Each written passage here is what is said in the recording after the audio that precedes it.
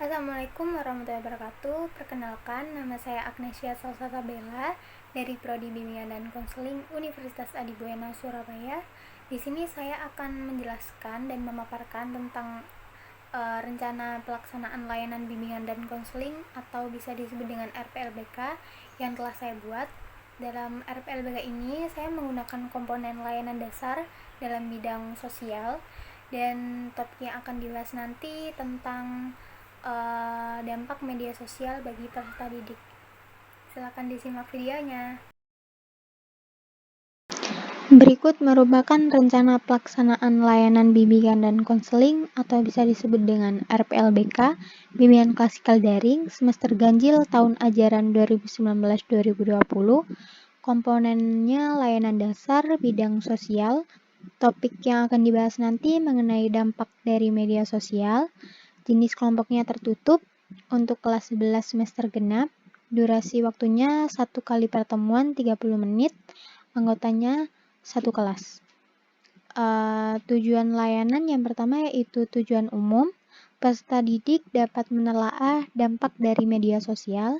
Yang kedua, tujuan khususnya peserta didik dapat mengevaluasi dampak dari media sosial. Selanjutnya ada metode alat dan media. Yang pertama metode yang digunakan yaitu metode daring.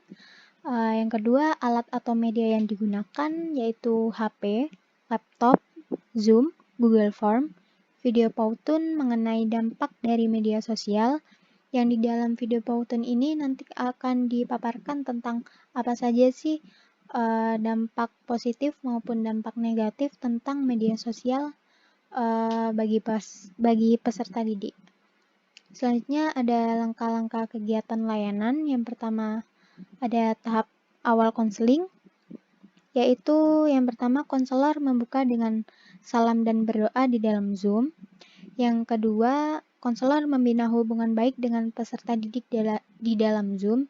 Yang di sini bisa dilakukan seperti ice breaking untuk untuk mencairkan suasana agar tidak canggung atau mungkin kaku saat melakukan layanan. Yang ketiga, konselor menyampaikan tujuan dilakukan layanan ini, jadi peserta didik itu tahu layanan ini dilakukan dengan tujuan apa. Selanjutnya yang keempat, peserta didik mengisi daftar hadir melalui Google Form.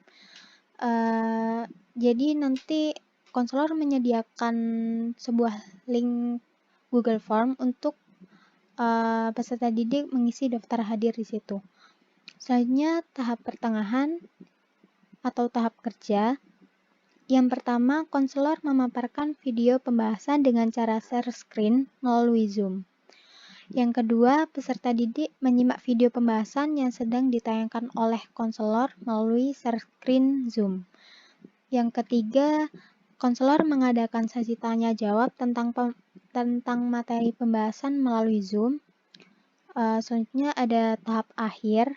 Yang pertama, konselor membuat kesimpulan mengenai materi yang telah diterangkan atau dipaparkan.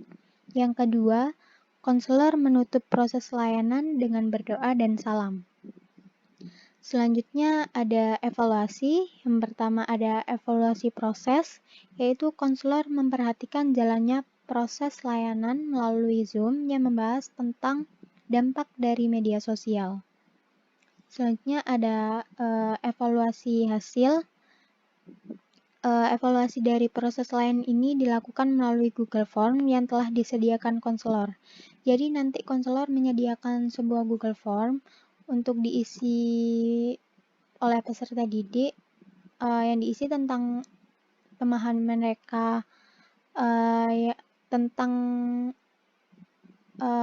apa yang telah ditangkap dari video pembahasan yang telah dijelaskan oleh konselor tadi. Hai, di zaman sekarang siapa sih yang tidak mengenal media sosial? Yuk kita cari tahu apa sih media sosial itu. Media sosial adalah suatu sarana untuk mencari informasi dan berkomunikasi secara online melalui internet. Media sosial juga dapat digunakan untuk berbagai macam bidang, seperti pendidikan, pemasaran, bisnis, dan lain-lain. Perkembangan media sosial dapat memudahkan kita untuk mencari informasi. Tetapi apabila informasi tidak disaring dan tidak dipilih secara baik, maka akan berbahaya bagi pengguna. Media sosial memiliki pengaruh yang cukup besar bagi kehidupan. Akan tetapi, media sosial memiliki dampak positif maupun dampak negatif. Dampak positif dari media sosial yang pertama yaitu mudah berinteraksi dengan orang banyak, yang mana kita bisa mencari teman baru atau mungkin dapat bergabung dengan komunitas baru melalui media sosial. Kedua, yaitu mudah untuk mencari informasi, sehingga dapat membantu pengguna untuk mencari berbagai informasi yang dibutuhkan. Ketiga, yaitu sebagai alat hiburan, seperti contohnya menonton video, bermain game, mendengarkan musik, dan lain-lain.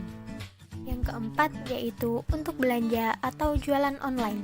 Menjamurnya situs belanja online dapat memudahkan kita untuk mendapatkan dan menjual produk yang kita inginkan. Lalu, dampak negatif dari media sosial yang pertama yaitu berdampak pada kesehatan mental. Jika tidak dapat menyaring informasi dengan baik, maka akan berdampak buruk bagi kesehatan mental pengguna. Yang kedua yaitu terjadinya cyberbullying. Contohnya perbuatan perundungan yang disebarkan melalui media sosial. Yang ketiga yaitu terjadinya tindak kejahatan. Contohnya seperti berkenalan dengan orang baru yang mungkin dapat menyebabkan kasus penculikan, pembunuhan, dan lain-lain. Yang keempat yaitu kecanduan.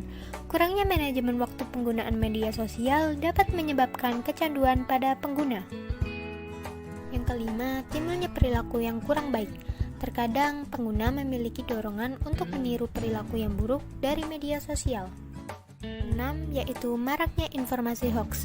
Apabila pengguna tidak berpikir kritis, informasi hoax tersebut akan mudah untuk dipercayai.